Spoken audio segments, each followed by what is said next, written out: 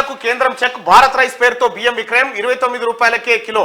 వచ్చే వారం ప్రారంభం. ఎగుమతులపై నిషేధం విధించిన పెరిగిన ధరలు. 5 కేజీలు 10 కేజీల బ్యాగుల్లో అందుబాటులోకి వస్తా ఉన్నాయి. ఈ కంట్రోల్ బియ్యం తింటున్నారే జనం?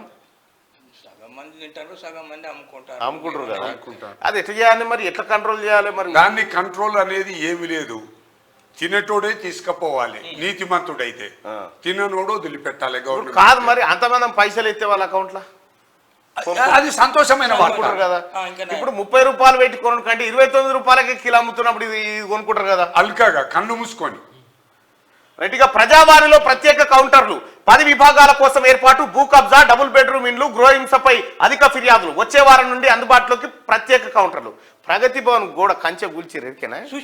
ఎట్లా వాళ్ళ జేసీ పెట్టి గుంజి యువతల వారైతే ఓ నువ్వు లోపట దాకా పోయి రావచ్చు. ఇప్పుడు పోవచ్చు. అప్పుడు ఆడ మేము అన్నాడు పుట్టినరోజు అప్పుడు పోయినాం. కేసీఆర్ పుట్టినరోజు గప్పైతే కలుతాడు కదా అని ఆయన నేను మా లక్ష్మణ్ ఇద్దరం పోయినాం. వీడు బోకే కొనుక్కొస్తా అన్నాడు. అరే బోకే ఎందుకు రావని ఇంట్లో పీనికి వెళ్ళా మళ్ళీ అదో కొత్త ఖర్చు అని నేను అన్నా. అయితే నేను అన్న ఆయనతో వాడు 300 పెట్టి బోకే తెచ్చాడు. అయితే ఎంతసేపు నిలబడాలి, కూర్చుంటే కాళ్ళు పోవాలి. అయితే ఒక ఎస్ఐ దగ్గర 2 కుర్చీలు ఉన్నాయి. ఆయన ఒక్కటి కూర్చున్నాడు, ఒకటి బాబు అనగానే ఆయన కూర్చుండ పెట్టుకున్నావు. నువ్వు ఇక్కడనే ఉండు, అక్కడ నుంచి ఆర్డర్ రాగానే నేను తోలుతా, నాకు రాంది ఇగో ఇళ్ళకే వస్తుంది అని చెప్పాడు. ఆయనతో చూసినాం 2 3 రాడాయ్. ఛాయ్ కూడా తాగలే మేము. ఉన్న 300 బోకి పెడితే వారి బొంద ఆయనతో చేసినాం. ఇది అయింది. ఆయనతో అటే వెళ్ళిపోయింది అని ఈయన అన్నాడు ఎస్ఐ. మీరు వెళ్ళిపోండి ఆయనతో ఆడ వారేసినాం. ఓకేను. నాటువంటి వాళ్ళు మన మన ఇల్లు మేధావులు ఏది ఫ్రీడమ్ ఫైటర్స్ వాళ్ళు వీళ్ళు అన్ని అమౌంట్ వాళ్ళు తెచ్చారు. అన్ని ఆడ వారేసారు, తిట్టుకుంటా పోయారు. 2000 మంది. పుట్టినరోజు నాడు కడవలేవాడు దొంగ. అంత కోపం మాది. ఇగో ప్రజావాణి కాడ ఇప్పుడు ప్రగతి భవన్ తీసి ప్రజావాణి పెట్టి 10 విభాగాలు. భూ కబ్జా పెట్టినోడిది ఒక కౌంటరు, డబుల్ బెడ్రూమ్లది ఒకటి, గృహహింసది ఒకటి. ఎన్నడని ఆలోచన చేసిండు ఆ కేసీఆర్కి నమూనాల చేసుడు ఆయుధం తీసుకుంటాను కన్నా. ఒక్కటే ఇప్పుడు కరీంనగర్ సిపి ఉన్నాడు మహంతి గారు.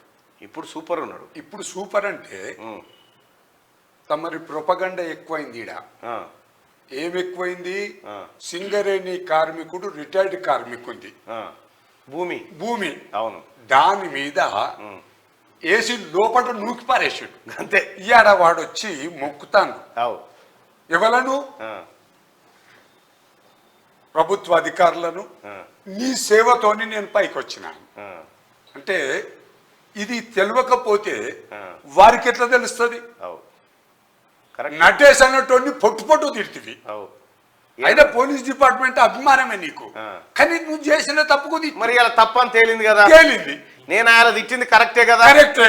అందుకే కదా ఇప్పుడు ప్రజావాణిల ఎటువంటి సమస్యలైనా ప్రజల దృష్టికి సీఎం గారి దృష్టికి పోతే మరుక్షణమే కొడతాండు ఫోన్. అంతే.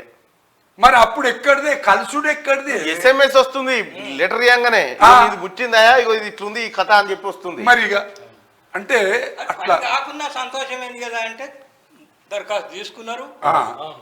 ఎంత తృప్తి అది.